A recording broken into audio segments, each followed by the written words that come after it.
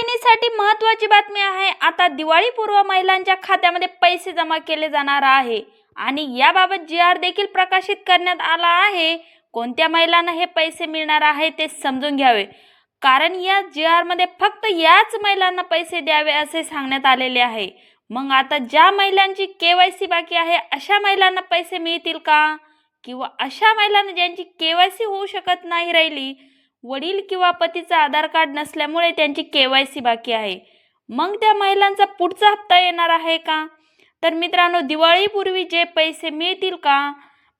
सर्वात महत्त्वाचं कारण म्हणजे पैसे अगोदर बंद झालेले आहेत, म्हणजेच जुलै ऑगस्टचे हप्ते बाकी आहेत अशा महिलांचं देखील काय होईल हे आपण समजून घेऊ। तर मित्रांनो, जुलै ऑगस्टचे हप्ते बाकी आहे अशा महिलांचं देखील काय होईल, हा जो दिवाळीपूर्वीचा येणारा जो हप्ता आहे तो त्यांच्या खात्यामध्ये येईल का, अशी सविस्तर माहिती आपण या व्हिडिओमध्ये जाणून घेणार आहोत।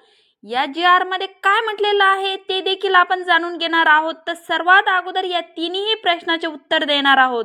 ज्यांचे पैसे बंद झालेले असतील त्यांची केवायसी बाकी आहे, ज्यांना केवायसी करणे शक्य नसेल, जसे की वडील नसतील किंवा विधवा महिला असतील, या तिन्ही प्रश्नाचे उत्तर आपण या व्हिडिओतून समजून घेणार आहोत। चला तर मग आपला वेळ न गमावता व्हिडिओ पूर्ण बघा। सर्वात अगोदर ज्यांचे पैसे अगोदरच बंद झालेले आहेत त्यांना आता हा जो दिवाळीपूर्वीचा हप्ता तो येणार का?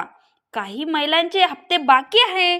आता हा हप्ता फक्त सप्टेंबर महिन्याचा येणार आहे। ते किती? फक्त 1,500 रुपये, 3,000 रुपये नाही, परंतु काही लोक अफवा पसरत आहे, असा अजून तरी जी.आर आलेला नाही।